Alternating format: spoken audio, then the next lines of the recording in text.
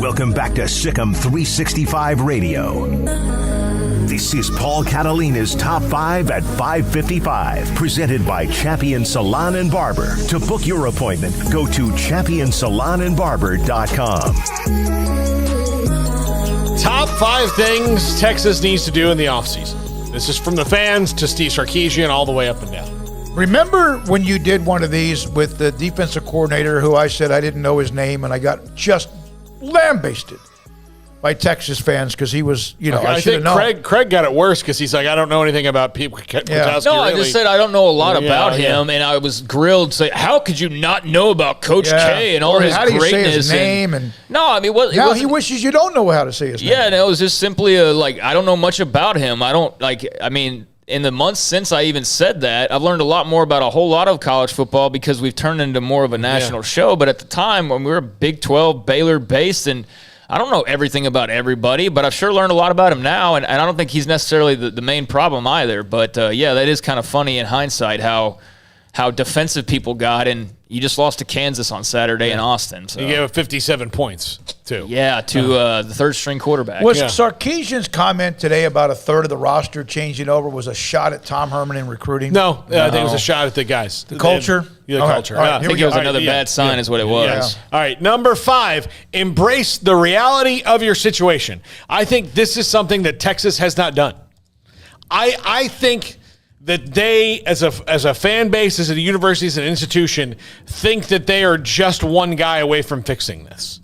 That the players, the biggest thing is, it's clear to me that the players, and it should be clear to them, the players that you need to win conference titles and be in the CFP conversation are not all there.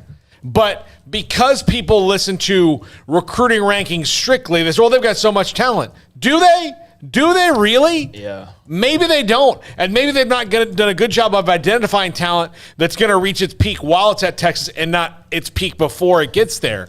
And I think that they have not and also embrace the fact that you are a mediocre program for more than a decade now. That is the one thing they have not done. Yeah, the best year they had since they went to 2009, the national championship. The best year they've had, they lost 4 games.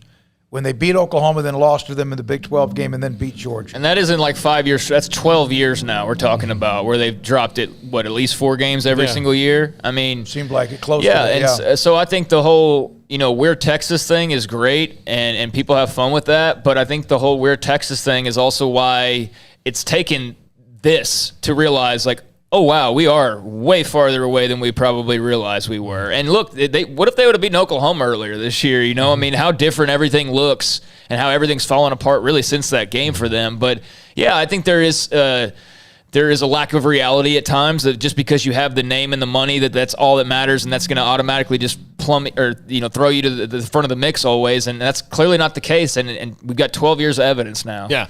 Number 4, trust Sark's process.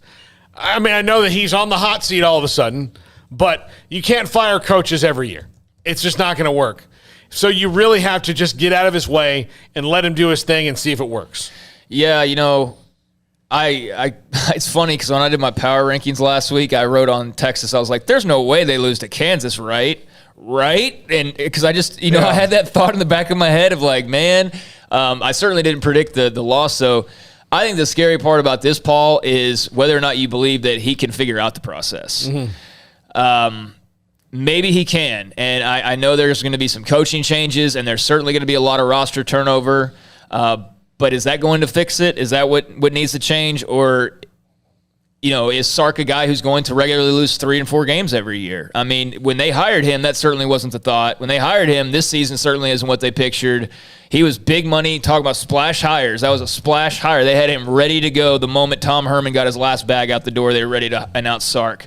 So I would be very nervous about just whether or not, even if he does get people to trust the process, whether that process is going to turn into what they hired him for. Yeah. Number 3, figure out your QB in the spring.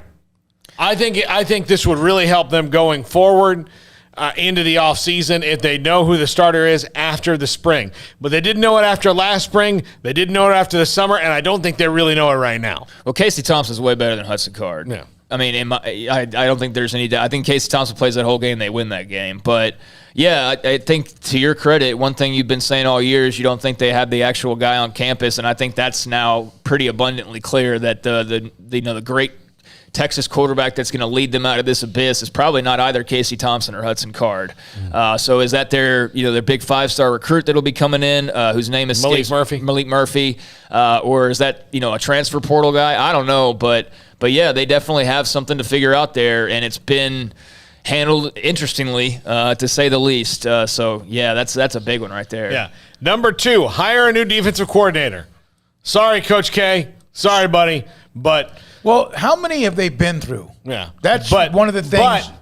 But you're right. But Dave Aranda, on the example, when it wasn't working and he could see it wasn't working, he just cut it off at the knees.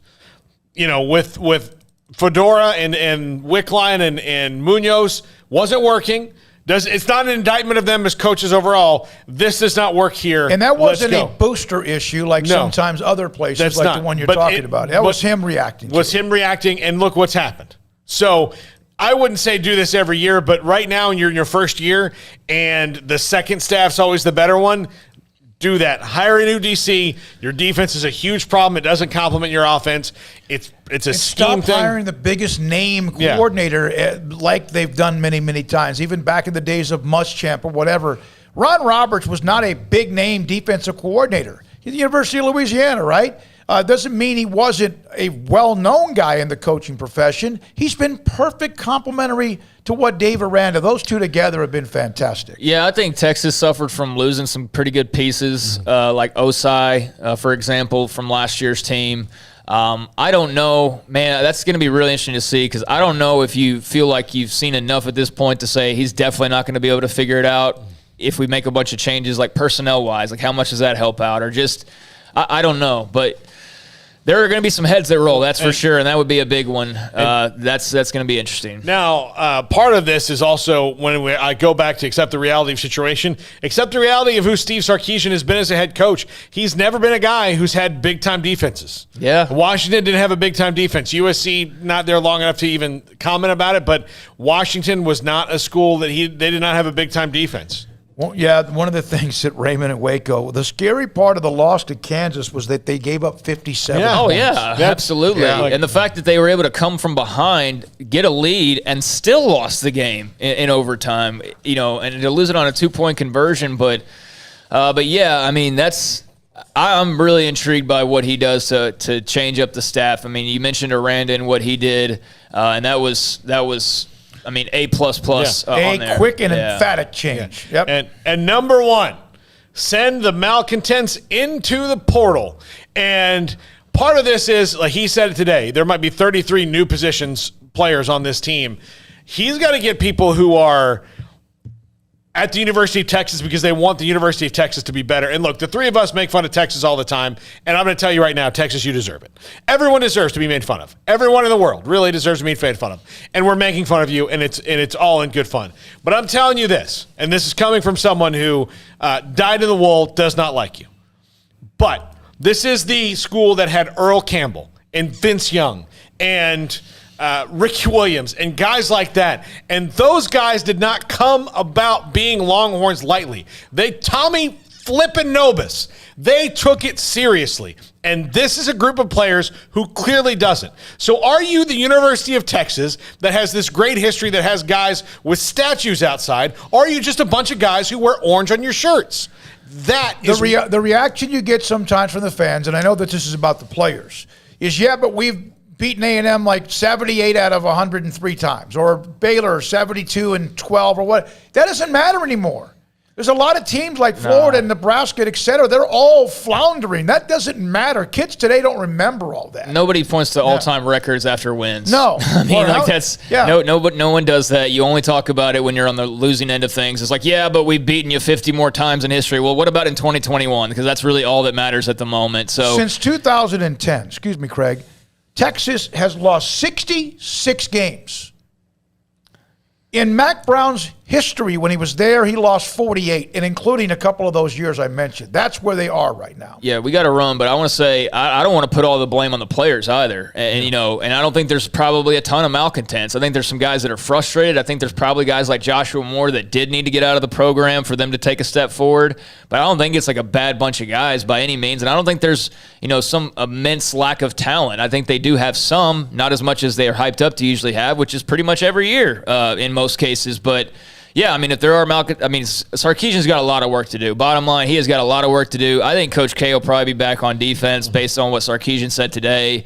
But there's going to have to be some heads that roll here in a couple of weeks. And like I said earlier, just very intrigued by how Sark goes about this because he doesn't have, you know, more mulligans after this one. Michael Goodrich, the doctor, can you guys speak to the fact, maybe tomorrow, we don't have time to do it, every school that has left either the Big 12 or the Southwest Conference has gone on to, frankly, mediocrity since they left. We'll get into that, and I'm sure there's some good to that. Texas won a national title after they did, so... What? After they left the Southwest Conference. No. He's talking about teams that left the old Southwest like to Missouri, other conferences. Colorado, Nebraska, all those Arkansas, et cetera.